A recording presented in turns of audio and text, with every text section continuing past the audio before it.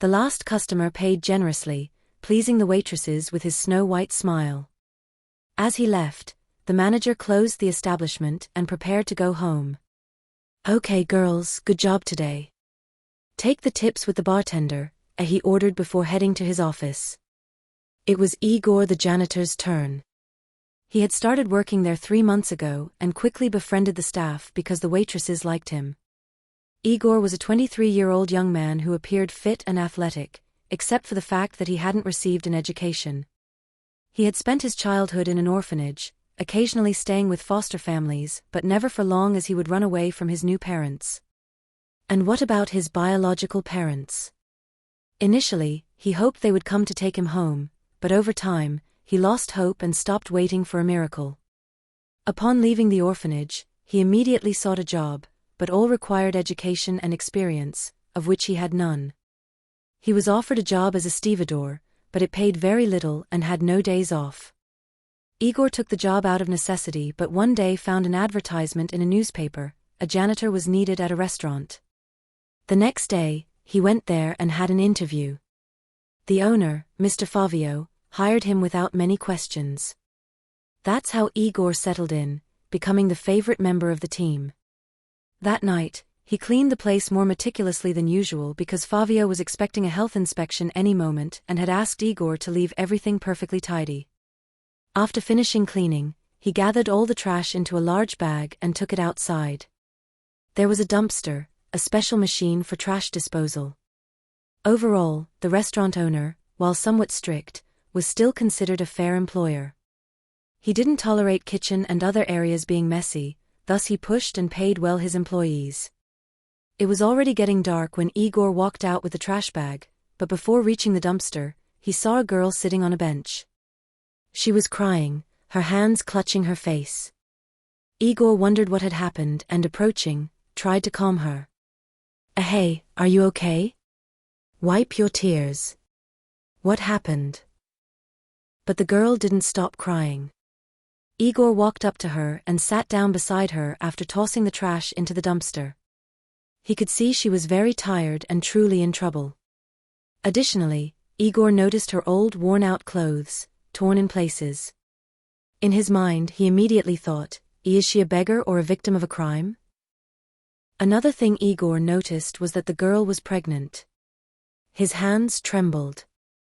"My name is Igor, I work here," he started the conversation. "And I'm Raisa," she replied uncertainly. Igor almost choked when he looked at her after her words and saw a thin, fragile creature. In that belly, that swelling was the only confirmation that she still had strength to endure, even if she might have wanted to get rid of the baby. Igor wanted to ask another question, but Raisa was quicker. "Sorry to be so rude, but I'm starving and need something to eat. Maybe at least bread or anything else. There's nothing left at home, my stepfather drank everything. I even planned to run away with my boyfriend, but he turned out to be a cunning man, and now I have no choice." Well, it's not an easy situation," Igor said with a heavy sigh. He thought it would be a good idea to feed her. Anyway, we might as well risk it, the guard is asleep anyway." Igor decided nothing bad would happen if he invited Raisa into the kitchen. Sometimes there were leftovers from food customers had paid for and hadn't finished or simply refused for any reason. Taking Raisa by the hand, Igor led her to the door. Come on, I'll get you something to eat," he said as he took her into the kitchen. There were salads and some meat, and no one was pressuring him. The owner knew Igor could stay late, especially since an inspection was coming soon. So, Igor still being there wouldn't raise any alarms. After Raisa eagerly ate everything, Igor washed the dishes and put everything away. The girl stopped crying and smiled for the first time. Thank you for both of us," she said, caressing her belly. You're welcome, it's just food," Igor replied. But don't tell anyone I fed you. My boss could find out and even fire me." "Okay, you don't need to worry about that," Raisa replied. "I have no one to tell. My stepfather doesn't care what happens to me. He's more interested in drinking." In addition to the salads and meat, there were still some cheese delicacies and desserts. Save these for later, but don't feed your stepfather, let him get his own food. You're an angel, the girl said, tears welling up in her eyes again. Don't cry, everything will be all right, Igor reassured her. I'm sure you'll have a ray of sunshine in your life, it can't be otherwise. I hope so too, Raisa replied. Raisa left the kitchen. Igor stayed for a minute, looked around to make sure everything was okay, then also left the restaurant. He had done a good deed that night. He had saved a pregnant woman from hunger. At the bus stop, out of the corner of his eye, he noticed Raisa turning the corner of a gray, dirty building that seemed to be where she lived. But the janitor didn't try to catch up with her to accompany her there.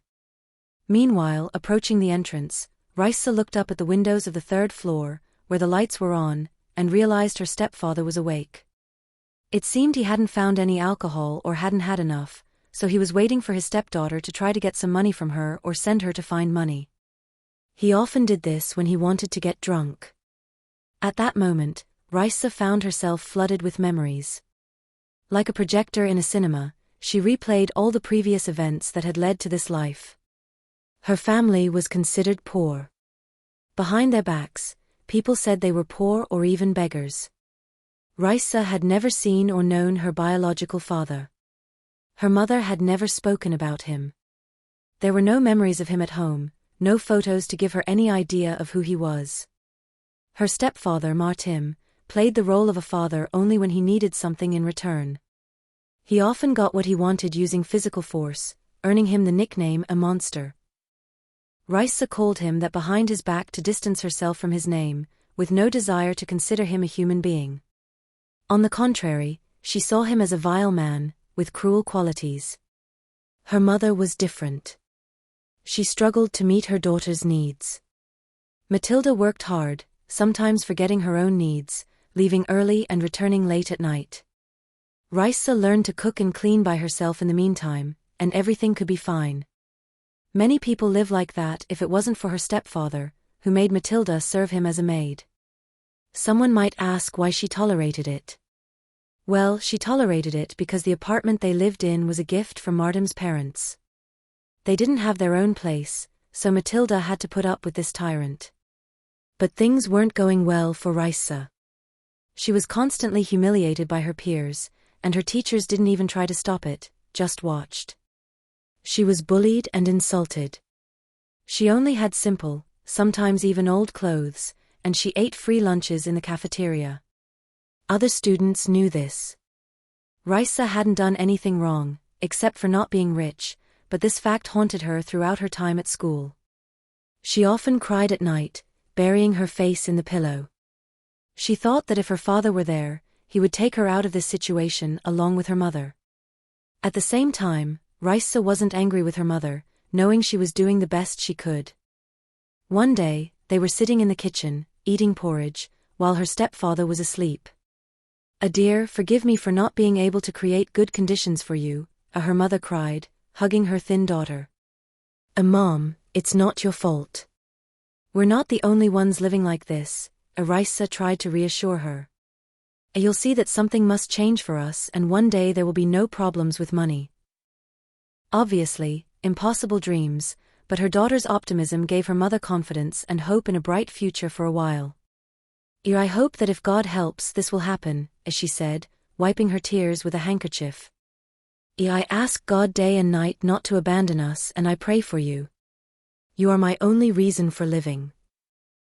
Raisa remembered these words for a long time and was convinced more than once that her mother was really doing the best she could. Matilda not only tolerated Martim's attacks, but also threatened her daughter, as at that time he still had energy, even though he was drunk, and could attack Raisa's beauty. She couldn't let it happen, so she tried to check more often. Maybe that's why she didn't confront Martim when he was drinking, because he wasn't able to enjoy himself in his condition. On the other hand, who knows what would have happened if she had taken his bottles away every time. Probably, his injuries would have escalated to a point where Matilda wouldn't be able to work anymore. And in this case, who would support her daughter? That's a question that no one will ever answer. But everything must come to an end, and Martim's intimidation paid the price. Shortly before Raisa's adulthood, Matilda ended up in the hospital with a heart attack. It seems her heart failed and her nervous system collapsed, the doctor said. The doctors didn't give a prognosis, just assured that everything was under control and there was no cause for concern. Raissa knew nothing about medicine and blindly trusted the doctors. Her stepfather, on the other hand, guessed something and smiled maliciously when he visited Matilda in the hospital. This went on for weeks until a terrible day arrived. Her mother passed away. Matilda died in her sleep. No one at the hospital noticed, and it was only the next morning, when the nurses came to give injections and put her on N4, that they realized. They didn't care about Matilda's health and treated her with indifference. With the help of concerned neighbors and some relatives, they buried Matilda. Raissa mourned for a week, unable to believe her mother was no longer with her. She saw her in her dreams, thinking it was real, and didn't even notice her stepfather's grunts, as if he didn't exist. That day, her whole life almost collapsed. When Raissa recovered, she decided to change her entire existence. Some time later, she met a boy, or rather, he approached her in the park and started the most casual conversation possible. Hi, why are you sad? Maybe we can be sad together, the boy suggested. My name is Lucas. Hello, Raissa said. Nice to meet you. I'm Raissa. Well, if you're not in a hurry, we can take a walk together. They walked to the lake with the beautiful swans. Strangely, Lucas had a fresh loaf of bread with him. You won't believe it, but I bought it for no reason, he said. He started throwing small pieces of bread to the swans. The swans swam majestically, picking up the bread from the water. Apparently, they liked it, as they started flapping their wings and making loud sounds. There you go. I knew this baguette would come in handy, Lucas continued. Raissa looked at him carefully and with a smile on her face said, This isn't your first time here. What makes you think that? Lucas asked, surprised. Because the birds recognized you immediately and swam to you before you even threw the baguette, Raissa replied confidently. Well, you're very observant, Lucas said. And it's true, it's not my first time here. Do you like walking in the park? He asked. Well, yes. My home isn't far from here, Raissa replied slowly, cautiously, as if afraid of saying something wrong. And also, to be honest, I came here to meet a girl. Well, you seem good at it, Raissa said with a smile. I can't believe the miracle happened, Lucas said, a little shyly. So, you mean you've never met anyone before? Well, something like that, Raissa said, laughing. That meeting had been special for her. Suddenly, she decided Lucas was her future, but after he told her about his family, the girl began to have doubts about her choice. It turned out Lucas's parents were big businessmen and that he admitted to being used to luxury and wealth. This was all thanks to his mother and father, who loved him very much. Raissa also had her dignity. Although she had been raised in a poor family, she was very beautiful and attractive. Not only that, but the girl's intelligence far exceeded Lucas's potential. If she had the financial means, she would have easily entered the best university. But now she had to work to survive. Taking advantage of Raissa's naivety and vulnerability, Lucas quickly won her over. He didn't experiment with romance because he was only a consumer and thought it was enough to invite her for coffee or just for a walk in the park. Lucas didn't buy gifts and Raissa didn't ask. She believed in his sincerity and hoped he would propose to her someday, even though the boy wasn't in a hurry to introduce her to his parents, always making up new excuses. She knew it wasn't a good idea to rush things, so she didn't worry about anything and thought everything was fine between them. The girl soon found out he was known as a womanizer and that it was easy for him to seduce any beautiful girl. However, Raissa didn't dare to talk to him about it. She continued to naively hope that everything would go well between them and that they would soon marry. Apparently, she didn't realize that the park encounter wasn't an accident. Lucas simply took advantage of the fact that she was walking alone and feeling down. Over time, her feelings didn't grow stronger, at least not Lucas's feelings. He became cold with her and could be abusive if Raissa asked questions. He might have his reasons, but he could at least talk about it with the girl he thought was his soulmate. However, Raissa tolerated his mood swings. Sometimes, she just wanted to cry, but she chose a moment when no one else was around. Raissa wasn't in the habit of sobbing on someone's shoulder and asking for comfort. If her mother were alive, she wouldn't hide her emotions in front of her, but with Lucas, Raissa was hesitant, unsure of how he would react to a girl's tears. And why would she show her tears if he wasn't the cause of her problems? The longer they dated, the more Lucas disappeared. He called less frequently, might not answer the phone, and then say he was busy or helping his parents. Raissa felt a sharp chill, not just fatigue. It seemed Lucas was bored with their relationship. One day, he suggested they break up, and it happened near the lake where they used to feed the swans. Please try to understand me. My parents keep pressuring me, saying I should be doing something important. I have to get into business, not have fun with girls, Lucas said, looking directly into her eyes, insisting. But they don't even know me, Raissa was shocked. What are you talking about? Your parents don't even know who you spend your time with.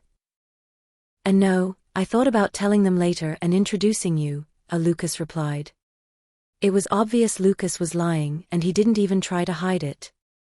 It's clear you used me, got bored, and decided to leave me, Raissa said. At that moment, Lucas was prepared to take a slap in the face and be embarrassed, but she didn't do that. She just shrugged and walked out of the park. She maintained her dignity and didn't create a scene. It wasn't part of her nature to prove something to someone, much less humiliate herself by begging him to stay. Lucas ceased to exist for her from that moment on. A few days passed, and as always, Raissa went to the park to rest and breathe fresh air. That's when she saw Lucas, who was already hugging a long-legged girl. She obviously liked him because she was smiling and looking at him sweetly. They were also feeding the swans together. Apparently, that was his favorite trick.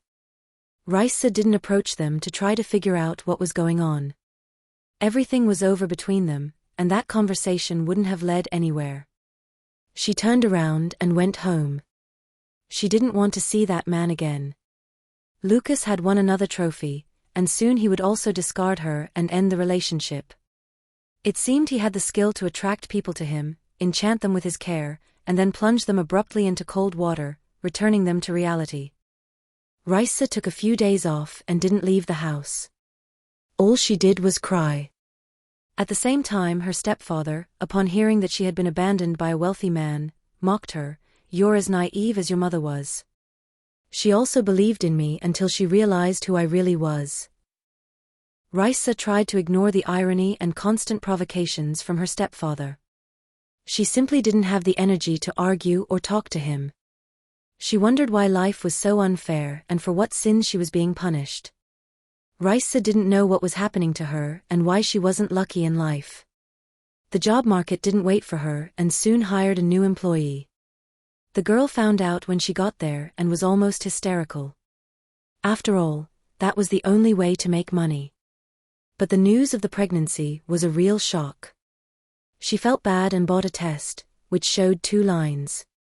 There could be no doubt, Lucas was the father. Unlike him, Raissa didn't collect men or have affairs. But at the same time, she needed to figure out what to do next. Her stepfather was unreliable and wouldn't do anything to help her, except.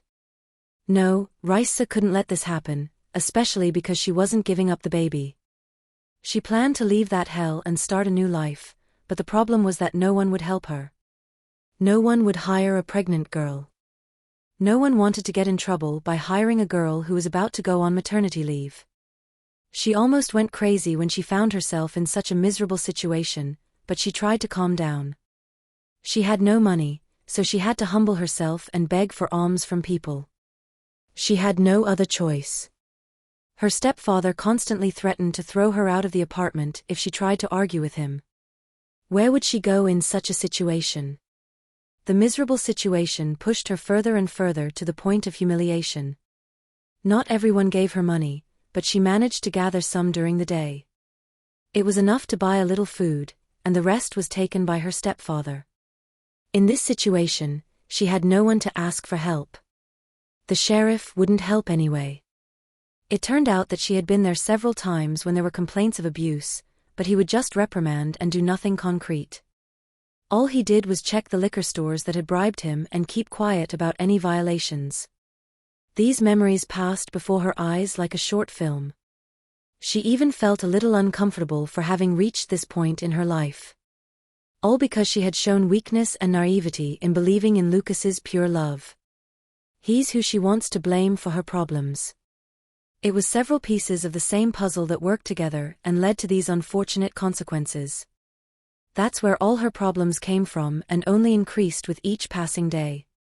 As she climbed up to the apartment, Raisa still hoped that her stepfather had simply forgotten to turn off the lights and was already asleep, but he had no intention of going to bed. Instead, he was awake and seemed to be waiting for her to come home. If finally she arrived, he whispered with a drunken voice. Raisa didn't answer, but her stepfather saw the bag in her hand. What are you hiding there? I just brought some clothes for myself, Raisa replied, uncertain and trembling with fear. Let me see, said her stepfather, taking her bag. He checked it and smiled.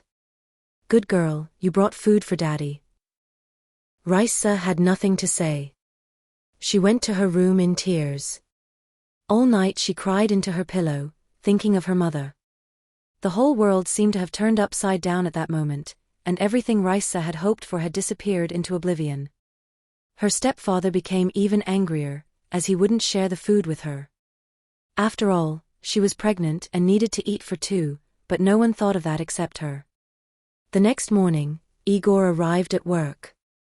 As soon as he changed clothes, the restaurant owner called him to the office. Everything inside him froze at the thought that now Fabio would scold him for not complying with regulations. Igor realized that apparently the security guard had heard him take the begging girl to the kitchen and reported it to the boss. That was it. Now he could not only lose his bonus, but also be fired. When Igor knocked on the boss's door, he heard, "Yes, come in." The janitor opened the door and stuck his head inside. Did you want to see me, Fabio?" Come in, we need to talk," he said, holding the phone close to his ear. Igor sat in the chair and waited until Fabio finished his call. After a few minutes, Fabio hung up and looked at him with both eyes. "Do you have any idea what I want to talk to you about?" Fabio, I swear I only gave her leftovers," Igor replied, guilty. Wait, that's not what I'm talking about." "I'm not interested in leftovers," Fabio interrupted. "You better tell me who this girl you fed is." But Fabio, I told you they were just leftovers," Igor said, but before he could finish, the man interrupted him again. I get it. "Forget about the food," said Fabio, waving his hands. "So who is she?" "I saw her outside." The girl was sitting on the bench crying. Igor began, I felt sorry for her, so I offered her food. By the way, she's pregnant, but I don't know how many months. The owner stood up from his chair and paced around the office. He seemed concerned about something. Fabio looked pensive as he walked from one corner to another. Meanwhile, Igor sat quietly in his chair, waiting for more questions. But the owner didn't torture him with further inquiries. "Igor, do whatever you need, but find that girl." The restaurant owner's words sounded like a call to action or even an order. But why?" "She's just a beggar," Igor cautiously asked. "You'll find out later," Fabio replied. "And you won't regret finding her for me." Igor didn't dare argue and left the office. He had to find Raisa as quickly as possible, trying to remember which house she had turned to. The janitor hurried out. Once outside, he took the same street he had taken to get to the bus stop, turning his head to the right. Igor saw the familiar gray building. He walked up to it and immediately encountered an elderly lady who had just come out of the front garden. She looked at his strange appearance and asked, "Are you lost?" "No, ma'am, but I'm looking for someone," Igor replied to her. "I wonder who you're looking for here," the the lady said. Yeah, I'm looking for a modest but very beautiful girl. He tried to briefly describe Raisa. Oh, we have many girls like that around here, she replied with a smile. Are you looking for a good wife? I would love to, but I have to think about it, Igor said, appreciating the lady's kindness. By the way, the girl I'm looking for is pregnant. Frowning, the elderly lady leaned closer and replied, looking into his eyes, there's a pregnant girl, but she's hardly fit to be a wife. Why? Igor asked. And no one knows who got her pregnant, and now she doesn't know what to do with the baby, as she said pointedly. Maybe she'll give birth, raise the baby, and be the best mother, the young man replied. Well, I've seen many girls like that, the woman said with a sarcastic smile. First they sleep with anyone, then they rush to the hospital to get their children taken away or take them to orphanages. I don't think all girls are like that, he tried to defend Raisa. Dear, you're so young and naive. The girl you're looking for lives on the 3rd floor. Go up the stairs and turn right. There will be a wooden door, you can't miss it. But be careful, her stepfather also lives there. He's a tough guy, drinks a lot, and is unemployed. Thank you very much, Igor thanked her warmly. Good luck, she replied and continued on her way. When he stood near the entrance, the young man didn't immediately go in. He stood there for a few minutes, trying to understand the situation. The windows of the apartment to the right overlooked the courtyard, but Igor didn't see anyone in them. They were probably still sleeping. The janitor thought for a moment and began to climb the stairs to the 3rd floor. There, he saw a wooden door all disfigured with some sharp object. Apparently, it had been slashed with a knife or a small axe. Remembering what the woman had said about Raisa's stepfather, he thought his friends had done it to the door. Knocking on it, Igor waited for a response. A scraping sound was heard, followed by a hoarse and unpleasant voice, who's there?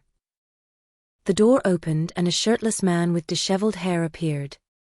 Who are you and why do you need Raisa? He asked, even more irritated. I'm a friend of hers and would like to speak with her, Igor said, remaining calm. I see, so you're the one who got her pregnant? The man growled angrily and tried to grab Igor by his shirt sleeve. The janitor was several decades younger, but very different physically. Even so, Igor reacted in time to intercept the man's hand and put it behind his back. So, can I see Raisa now? Igor asked, keeping the man under control. She's home, just started the stepfather, but Igor turned slightly, and the man fell about a meter away, banging into empty bottles that immediately echoed through the stairwell. When he heard the noise in the apartment, Raisa thought it was her stepfather's friends again, but she simply didn't have the energy to get out of bed. So she just asked, what's going on? Igor heard her voice and headed towards the back room. As soon as he opened the door, his jaw almost dropped. He saw the girl lying motionless on the bed. She seemed about to faint. Raisa's face was pale, and her eyes were almost unresponsive. Clenching his fists, Igor didn't do anything more with her stepfather. He approached the bed and ran his hand through Raisa's hair. I came to take you away from here, Igor cried as the girl turned her face to him. Raisa smiled, but she was so weak she couldn't even show how happy she was to see him again. Dialing the taxi number on his phone, Igor gave the address and requested a car. In half an hour, that was enough time for him to calmly pack Raisa's things for the trip. The girl struggled to dress, her hands trembling so much she couldn't put on her shoes. Igor helped her put on her shoes and carried her out of the apartment in his arms. Then he returned and decided to talk to Martin like a real man. After punching him a few times in the face, he added, "If you hurt Raisa again, no one will help you." Martin just nodded in response, afraid to say a word. He was brave only in front of his stepdaughter, but when confronted by a healthy, strong guy, Martin stood still and did not move. That day was a final moment before realizing his own worthlessness. Apparently, no one else had tried to talk to him like that before. Igor showed up and took Raisa to the taxi. He told the driver the address they needed to go to. At this point, Raisa regained some consciousness and cautiously asked, where are we going? Be patient. This whole nightmare will end soon, Igor replied, stroking her head. My boss wants to see you. He sat next to her and embraced the girl as if she were a member of his family. He was even more angry with her stepfather and wanted to hit him even harder, but he knew he shouldn't cross the line and break the law. On the way, they stopped near a shop to buy water for her. Raisa took a sip or two and felt nauseous. They had to wait until she felt better to continue driving. They finally arrived in front of the restaurant. Igor tried to lift her up again. It's okay, I can walk, Raisa replied. Igor just supported the girl on his arm to prevent her from falling, stepping carefully up the steps. Raisa entered the restaurant. There were several guests sitting at the tables, but none of them paid her any attention. Only the manager angrily asked Igor, what the hell is this? Why did you bring this beggar here? I had to bring her, the boss ordered it, Igor replied calmly. Fine then, but hurry up and get her out of here so she doesn't scare the customers. The manager began to rush him. Igor put his arm around Raisa's waist and took her to the second floor, where the owner's office was located. He knocked on the door, but didn't wait for a response and entered with her. When Fabio saw Raisa at the threshold, he froze for a moment. Then he approached her and fell to his knees. Dear daughter, I've waited so long to find you, Fabio cried, begging for her forgiveness. Raisa was confused by the fact that a stranger, even if he was the restaurant owner, was kneeling in front of her and calling her daughter. Composed, the girl replied to him, I'm not your daughter. You're mistaken. No, there's no mistake. You disappeared a year ago. I tried to find you and now fate has rewarded me for my efforts, Fabio replied. No, I don't know you, Raisa replied and backed away. Igor was behind them, but he wouldn't do anything. He also wouldn't stop her from leaving. The situation became tense because it wasn't clear why the restaurant owner had suddenly called Raisa his daughter and she refused to accept the relationship. It was then that Igor intervened in the conversation. Fabio, maybe you can explain what's going on, because I found Raisa at your request, he said, looking at the boss. The owner sat down in a chair and explained, I tried to find my missing daughter for a long time and hired a private detective, but he wasn't successful. It seems I've lost all leads to my daughter. You don't have children yet, but when you do, you'll understand what it's like. Did she disappear then? Igor asked. It was a year ago, when she met a strange guy, Fabio replied. Yes, I have to say I didn't like him from the start. He had the look of a lurking predator, and my daughter must have been his new trophy. That sounds so familiar, Raisa whispered. What do you mean by that? Fabio asked. I've been through this too, and this is the result, she replied, pointing to her rounded belly. And what happened after that? Igor asked again. I tried to stop her from seeing this guy, but she didn't seem to listen to me, Fabio concluded. We had a big argument that day. He came to pick her up, and they disappeared. A day later, their car was found in the river, where it had fallen from the bridge. The police searched the area but found no trace of them. So you have no idea what happened? Igor asked again. Raisa started to ask, I was just thinking of finding him as soon as possible.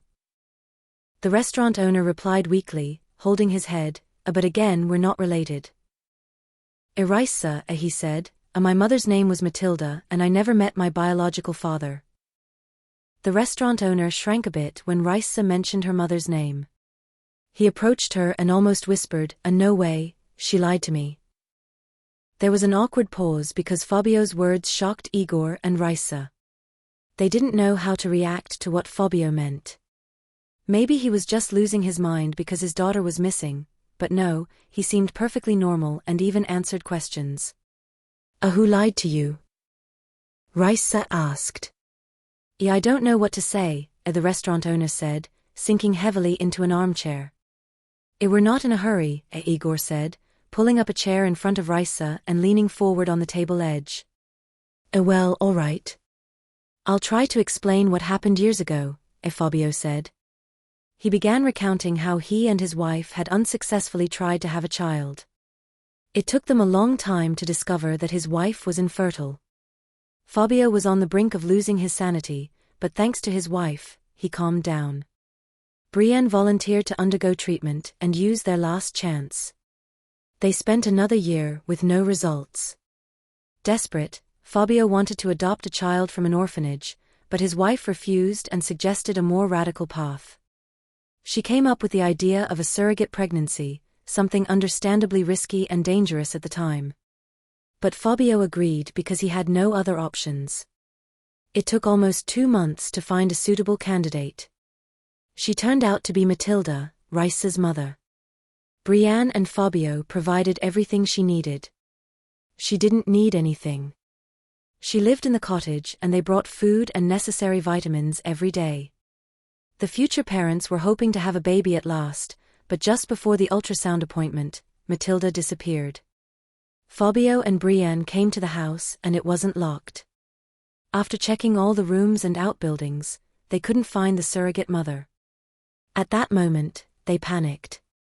The couple started looking for her, but Matilda never showed up over time. And when all deadlines passed, she showed up herself and gave them the newborn girl. Naturally, they were very happy and immediately forgot everything else. Fabio examined the baby. She was perfectly healthy. He called the right people and registered her as his biological daughter. They paid Matilda and she left their house forever. But none of them would have guessed then that the surrogate mother had given birth to twins and that she kept one of them.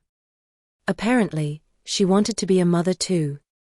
Perhaps Matilda gave birth in another hospital so the wealthy wouldn't find her. Yes, maybe she did the wrong thing, but at that moment, she had no scruples. She decided that nothing would happen to the wealthy people if they only had one child, because they were paying for only one. Finishing his story, Fabio looked at Raisa and said, "And now you know. I believe you're my missing daughter." Finishing his story, Fabio looked at Raisa again and said, "Apparently, you're my biological daughter." "I'm shocked," the girl admitted. "I'm embarrassed to say this, but I hope you forgive me for everything that happened to you," Fabio murmured. "I have no reason to be angry or offended," Raisa replied. "You didn't even know I existed. Besides, my mother didn't say anything either, and now I understand why she spent her whole life trying to make my life at least a little better. But I don't know why she didn't have the courage to come to you, even after all these years. I'm sure you wouldn't have refused to help her." "Of course, Raisa, I wouldn't have let your mother deal with her problems alone," said Fabio, putting his arm around her shoulders. "But I really didn't know she had twins. My wife and I were so happy and we didn't think to check that. When we saw our daughter, we couldn't think of anything else." "And no, it's not your fault," reassured Raisa. The girl didn't try to pull away because it didn't matter who her real father was, he was standing in front of her now. When Igor made sure Raisa wasn't in danger and Fabio was happy to meet her, he suddenly asked, "And your other daughter?" Fabio became somber and answered confusedly, "I searched everywhere, there are no leads." "So you decided to just leave it like that?" Igor continued asking. You know," replied the owner, "lately I've felt that my daughter is no longer alive. Amanda must be dead and I'm consoling myself with empty hopes." Sobbing, Fabio leaned back in his chair.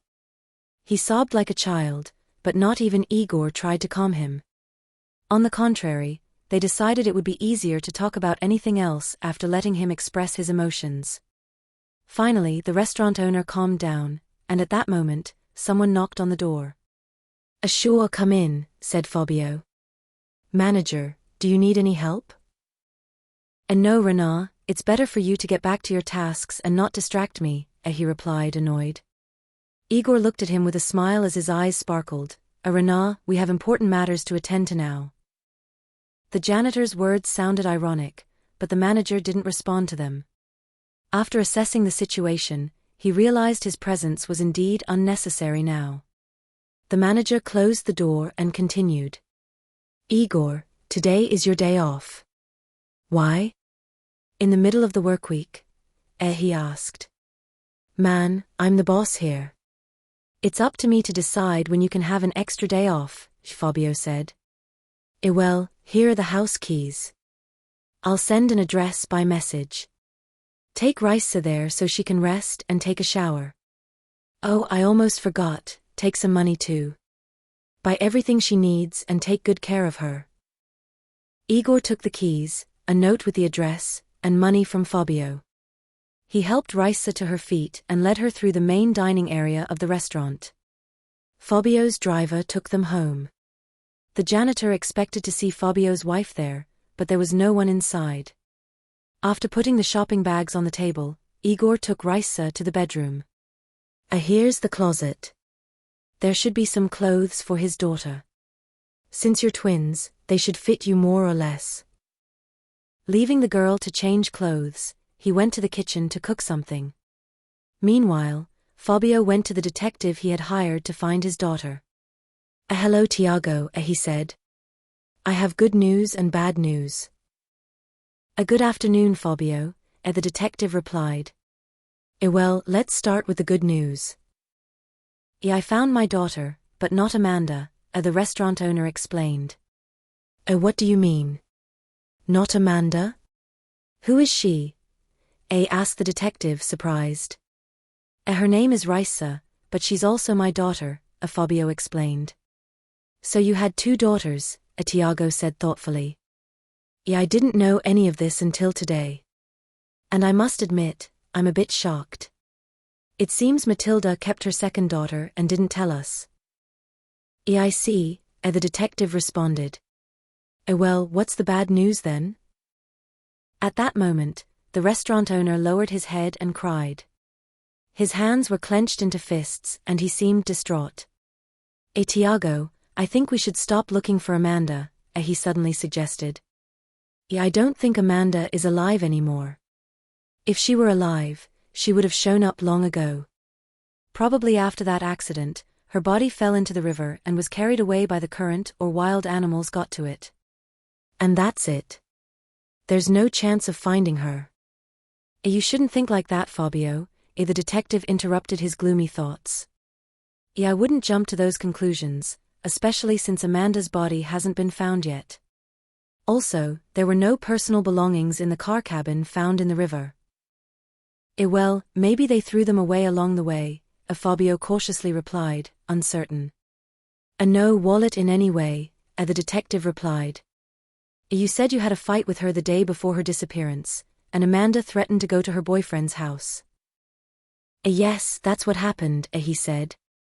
Well, that means she wouldn't have gone there without her personal belongings, the detective continued. In addition, we found out that Amanda withdrew a large amount of money from her account that day. I was informed about that, Fabio said sadly. I think I have a plan to find Amanda. Heavens, we've tried everything, the visitor asked in surprise. I've been thinking about it for a long time and I've come to the conclusion that your daughter didn't disappear anywhere, the detective continued. Most likely, she's alive and you're torturing yourself for nothing. How is that possible? Fabio didn't stop. It's very simple, Tiago got up from the chair and walked to the window. In my job, there was a case where a woman came to me. She was also looking for her missing daughter. I came up with an engaging plan, connected the right pieces, and spent a lot of time searching for the girl. Did you find her? He interrupted. Yes, we found her, the detective replied. But it turned out she wanted to teach her mother a lesson. The girl deliberately ran away from home just to be with a man she loved. They were hiding in an old lumberjack's cabin outside the city for several months, and that's where they were found. They said they would come back home after a while. So you think Amanda could have done the same thing to me? He asked Fabio, not believing what was happening. Everything is possible. I don't rule out that possibility, replied Tiago calmly. That's why I suggest a unique plan. There will be a report on TV that your daughter has been found, and her photo with Raisa will be published in local newspapers. But that's not exactly true, objected the restaurant owner. Listen to me please, the detective objected. Yes, I'm sorry Tiago. I still can't believe it. And you're right, Raisa is also my daughter and she looks exactly like Amanda. No one would notice the difference, exclaimed the detective. Raisa's photos will be in all the newspapers, Tiago continued. But she's pregnant. All right. Your daughter disappeared a year ago, said Fabio. And no one knows what happened to her during that time. That's right. Anything could have happened during that time, Fabio agreed with the detective. I'll take care of the newspapers. Do you think it will work? He asked hopefully. If not, we have no other options. I think this should work in your case, reassured Detective Tiago. He wasn't sure about the idea, but he had to try, especially since there were no other options anyway. On the same day, he arrived at the publishing office where his friend worked. Can you do me another favor? Asked Tiago. Do you want me to run some advertising for you? Teased the editor. No, I need to publish this article, replied the detective, handing him the text. Fabio had already emailed full-size photos of Raisa. Who is she? I know her, asked John. Well, of course you do. She's Fabio's missing daughter, replied the detective with a slight smile. Come on, has she been found? John asked. That's right, and the rich daddy wants to share this news with the whole city. Well, who cares, just take the money and post it, said Tiago, cutting in abruptly. All right, as you wish. A few hours later, a report was shown on TV. By nightfall, the newspapers had already published an article. The detective had done his best and now all they could do was wait. The wait depressed Fabio, as he continued to believe Amanda was dead, despite the detective's statements. Raisa was also worried. If their plan worked, she would have to meet her twin sister. She tried to think of what to say to a sister she had never known, but Raisa didn't know where to start. Igor offered his support in this endeavor. The important thing is to find her, and then you'll find common ground with her, I hope, said Igor. I'll be there for you, he winked at her. In the time they got to know each other, the boy became accustomed to the girl. After Raisa got dressed and changed clothes, it was difficult to call her a beggar. All that remained of her former life was a slim body and a round belly. If you didn't look closely, Raisa wasn't any different from Amanda, as Fabio said. She had the same shape before she disappeared. Everyone anxiously awaited to see if the article would work, as the detective said. If Amanda is alive, she'll show up soon. Otherwise, if she's in jail or something, she can't ignore such news. As a result, a miracle happened 2 days later. Amanda has been found. Fabio was just chatting with the detective in his restaurant when his phone received a call from an unknown number. Hello. There was a brief pause as the restaurant owner dropped his cell phone to the floor. It's Amanda, she's alive, he muttered, almost fainting. Fortunately, the detective managed to hold him and pick up the phone. Amanda, are you okay? He asked Detective Tiago from the other end of the line. Yes, I'm fine, replied a soft voice. And who are you? I'm Detective Tiago, your father hired me. I see. Tell him I'm okay, I'll be there soon, murmured Amanda before hanging up. Well, what did she say? He asked Fabio, looking at the detective wide-eyed. We have to wait, she promised to come back soon, Tiago replied calmly. That night, a white car stopped in front of Fabio's house. Amanda got out accompanied by a boy, holding hands, indicating a relationship between them. Fabio went out to meet them, leaving Raisa inside the house. A daughter, what have you done to me? Why are you crying? He tried to hug her, but bumped into her round belly. Daddy, let's go inside and I'll explain everything, or the neighbors will see me, Amanda suggested.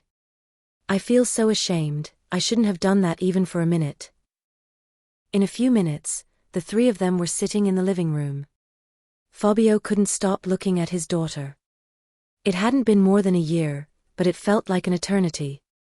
Amanda, on the other hand, acted calmly, as if nothing had happened. "Yeah, I'm sorry for what I did to you," as she began to apologize. "Yeah, I just wanted to live with Estevao, and you didn't let me, because he's from a poor family. Besides, I'm pregnant and we're expecting a baby." "Yeah, I'm sorry, dear," the father replied, crying. "I just wanted you to be happy." "Yes, I understand that, but Estevao is my happiness, and you didn't even try to listen to me," said Amanda. "Yeah, I didn't think he was a decent guy who was serious about you," her father justified. "And you didn't even give me a chance to think about it." Well, what should I have done in that situation?" Amanda asked. You're right, maybe you didn't have another choice," replied Amanda. "If Mom were alive, would you have come up with a compromise with her?" "Yes, Brillante knew how to find the right solution," he agreed. "We've been living in another city all this time. Estevao suggested we stop hiding and go back home, but you know me, I'm stubborn." "Yes, you have my temperament," the father said with a smile. "I was out of control when I was your age. My parents couldn't handle me and often sent me to my grandmother's to be re-educated. Then she would give me a kick in the pants." "Sorry again, Dad," Amanda replied, hugging him. Don't be mad at me, please. Let's forget the past." Fabio replied. Well, now tell me, whose picture was in the article?" Amanda said with a mysterious smile. Well, I'll introduce you to her in a moment," Fabio replied and went to the back room. A minute later, Raisa came out accompanied by Igor. Amanda widened her eyes and whistled. "Wow, she looks so much like me." "Is she an actress?" No, she's your sister," replied the father. Raisa sat on the couch and Amanda stood a little apart. They stared at each other, as if comparing their appearances to make sure they looked alike. Finally, Amanda couldn't take it and hugged Raisa. "Sister, I'm so happy we found each other." Tears began to stream from her eyes and Raisa replied, crying in unison with her, and I'm happy too."